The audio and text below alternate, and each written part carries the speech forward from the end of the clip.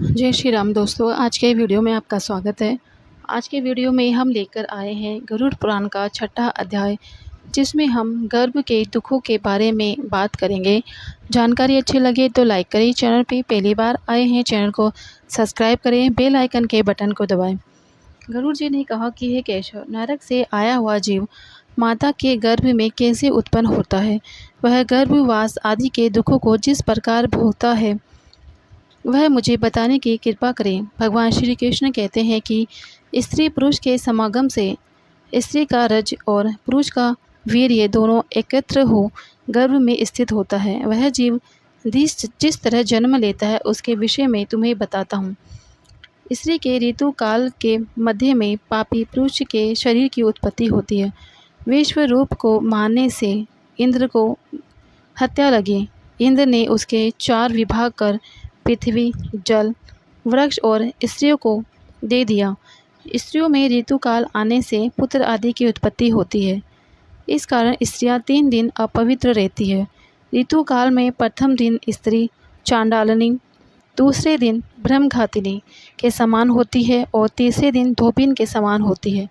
इन 3 दिनों में नरक से आए हुए जीव पैदा होते हैं। ईश्वर से प्रेरित हुए कर्मों से शरीर धारणार्थ पुरुष के वीर्य बिंदु के आश्रय से स्त्री के उदर में जीव प्रवेश करता है। एक रात्रि के शुक्र शोणित योग से कोदो के सदृश्य, 5 रात्रि से बुध सदृश्य और 10 दिन पर बद्री फल के समान कठिन तदंतर मांस पिंडाकार होता हुआ योनि के अंदर अंडे के आकारवत होता है। 1 महीने में मस्तक, दूसरे महीने में भुजा आदि अंग बनते हैं। तीसरे महीने में नख, रोम, हड्डी, चर्म, लिंग, 10 द्वार के छिद्र। चौथे महीने में त्वचा, मांस, रुधिर, मेद, मज्जा, अस्थि, इन धातुओं की उत्पत्ति।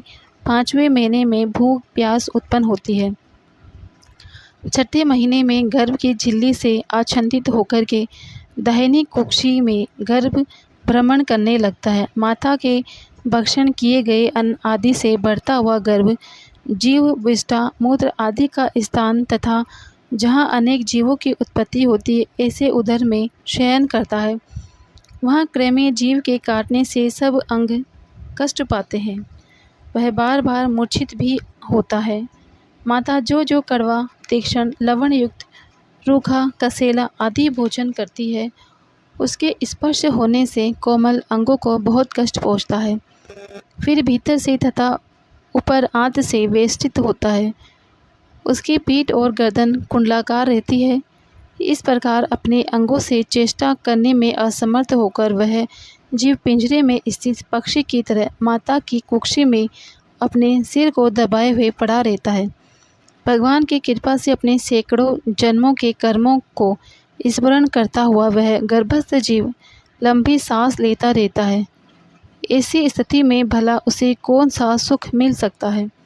मांस, मज्जा आदि 7 धातुओं के आवरण में आवृत वह ऋषि कल्प जीव भयभीत होकर हाथ जोड़कर विकल वाणी में भगवान की स्तुति करता रहता है, जिन्होंने उसको माता के उदर में डाला है। 7वें महीने के प्रारंभ से ही सभी जन्मों के कर्मों का ज्ञान हो जाने पर भी गर्भस्थ प्रसूति वायु के द्वारा चालित होकर वह विष्ठा में उत्पन्न सहोदर कीड़े की तरह एक स्थान पर ठहर नहीं पाता। जीव कहता है, मैं लक्ष्मीपति, संसार के आधार, अशुभ का नाश करने वाले तथा शरण में आए हुए जीवों के प्रति वात्सल्य रखने वाले भगवान विष्णु के शरण में जाना चाहता हूँ। हे भगवान, तुम्हारी माया से मैं मोहित देहादि में तथा पुत्र आदि में इनका और यह अभिमान कर जन्म मरण को प्राप्त होता है। मैंने कुटुंब के लिए शुभ कर्म किए, वे लोग तो खा पीकर चले गए, मैं अकेला दुख उठा रहा हूँ। हे भगवान, इस योनि से पृथक हो तुम्हारे चरणों का स्मरण कर फिर ऐसे उपाय करूँगा जिससे मुक्ति को प्राप्त हो सकूँ। विष्ठा और मूत्र के कुएं में पड़ा हुआ तथा जठराग्नि से जलता हुआ यहाँ से बाहर निकलने की इच्छा करता हुआ मैं कब बाहर निकल पाऊँगा।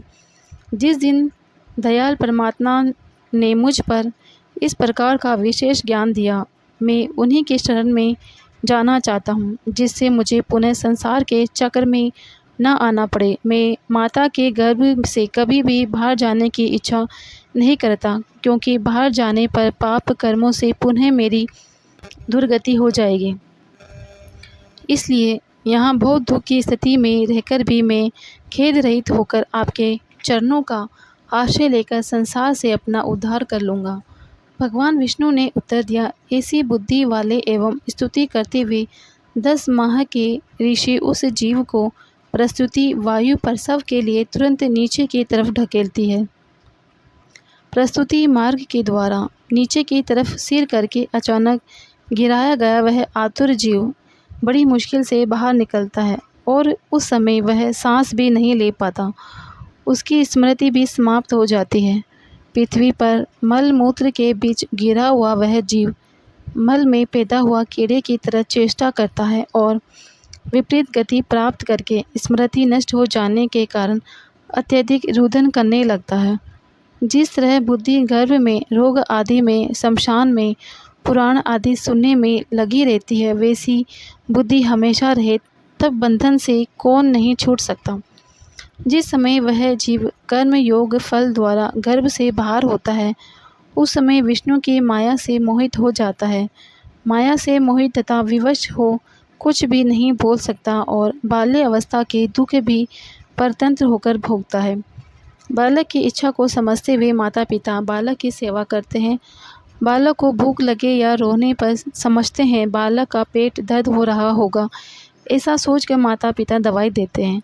बालक के पेट में दर्द हो तो माँ समझती है कि भूख लगी होगी, ऐसा सोचकर दूध दे, दवा दे इत्यादि अनेक कर्म बालक के लिए उल्टे पड़ते हैं, फिर भी वह बोलने की शक्ति नहीं रख पाता।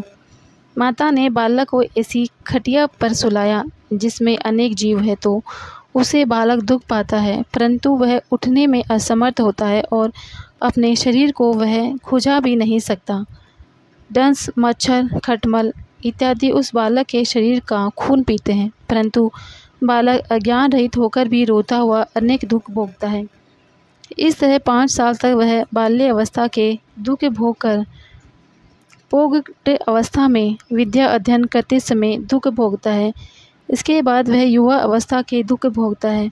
वह अनेक प्रकार के व्यसनों में लगा रहता है, फिर निकृष्ट व्यक्तियों का संग करता है और शास्त्र एवं सत्पुरुषों से द्वेष करता हुआ लंपट बन जाता है। भगवान की माया रूपी औरत को देख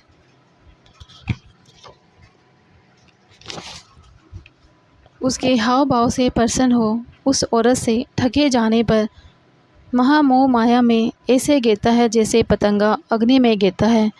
हिरण, हाथी, पतंगा, भौरा आदि मछली, ये 5 जीव शब्द, स्पर्श, रूप, गंध और रस, इन 5 इंद्रियों से 5 विषयों को भोगता है। इन 5 विषयों में से एक एक में आसक्ति होने के कारण ही मर जाते हैं। अभिषिक्त वस्तु की अप्राप्ति की स्थिति में अज्ञान के कारण वह आसक्त व्यक्ति स्वयं अपने नाश हेतु दूसरे आसक्त व्यक्ति से शत्रुता कर लेता है।